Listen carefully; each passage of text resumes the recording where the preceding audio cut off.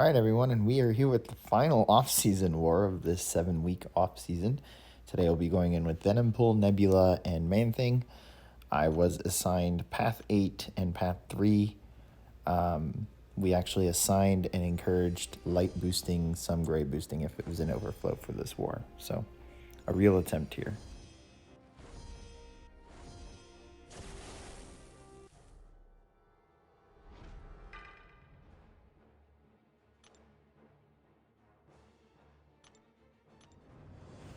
Alright, the name of this first fight with Venompool versus Warlock is just don't die. You can literally do any of your 3 special attacks to finish this fight however you want. Should mention that the node is heal blocked, so sure you can use SP1 to place dot damage, but just keep in mind the regen from the armor up is not going to heal you, thanks to the heal block. So placed Energize here. It's just fun to kind of cycle through energy, especially if you're going to use SP3, which I didn't for this fight. I believe I started out with a couple SP1s and then just went to SP2s. But slightly boosted here.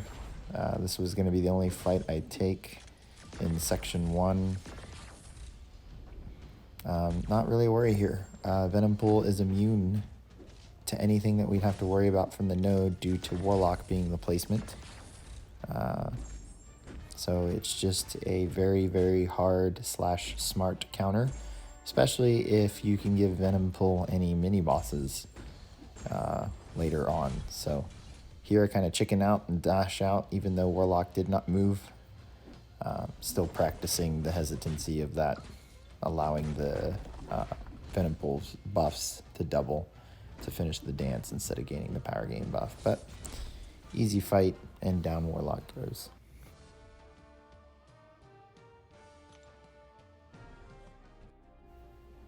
Alright, this next fight we were very curious about. We had pitched the idea of Nebula taking Apocalypse on node 24, the EMP bubble shield node.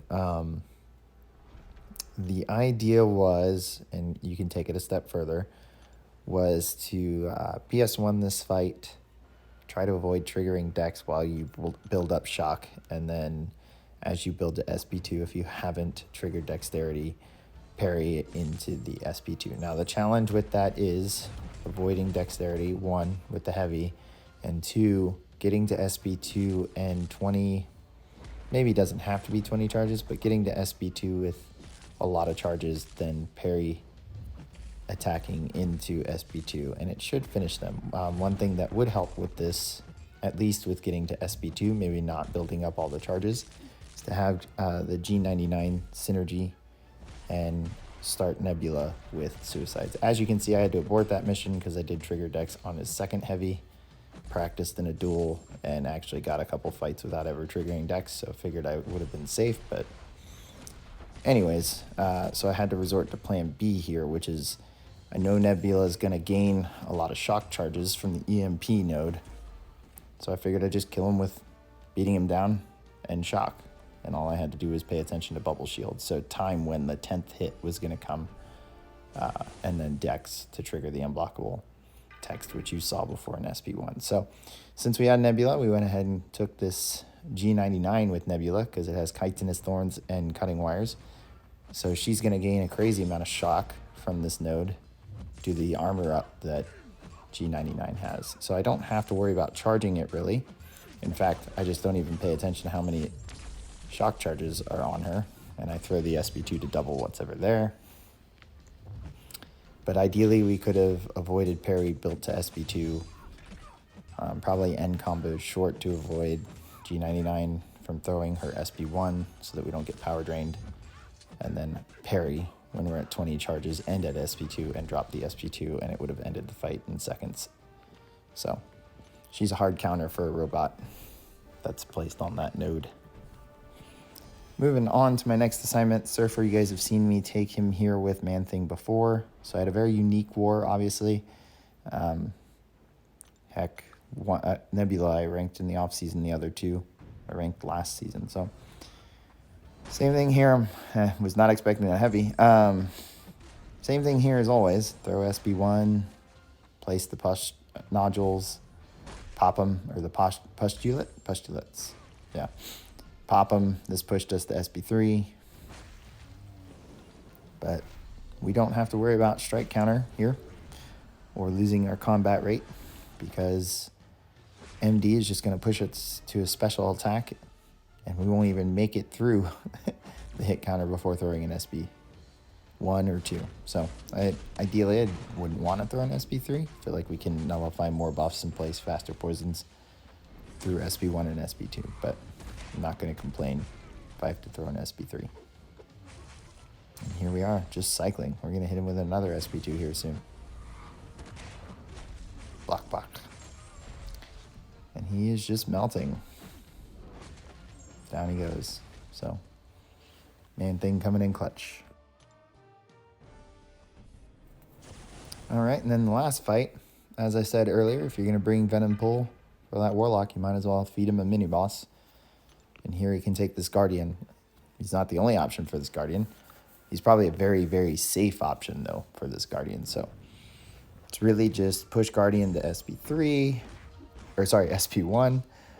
Bait the SB1, rinse and repeat as far as the strategy for Guardian. For Venom Pull, I am going to push to SB2. Make sure I heavy attack before dropping it, or sorry, to SB3.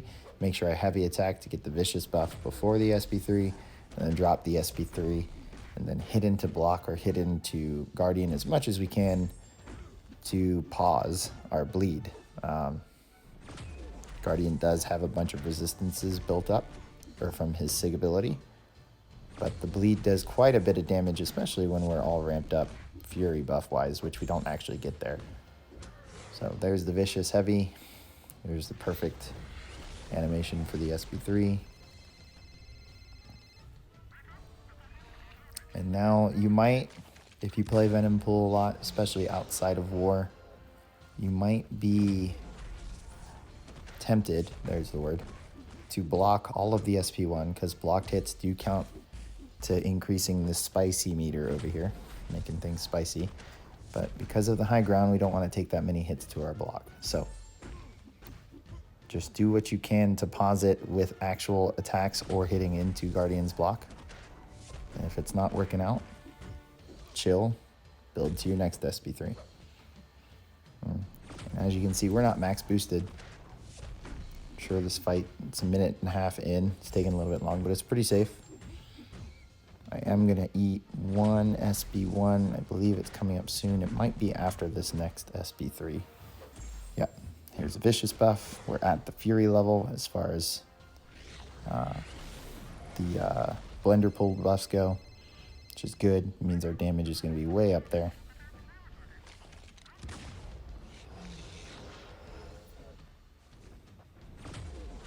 And you can see at this point, outside of Guardian, the bleed damage here would be nuts, but it's kind of cut in half. Fine. There it is. There's the SP1 I get hit by. It's fine. It's just extra damage. I decided to throw that, thinking he had an armor up, and he didn't. Sometimes you can catch that first hit and armor up and heal off of it, and down Guardian goes. So that was the end of that war. Hopefully it's the last off-season war. No surprises. I hope you guys enjoyed it. Go ahead and hit subscribe, and I will see you at the next one, which is hopefully an in-season war.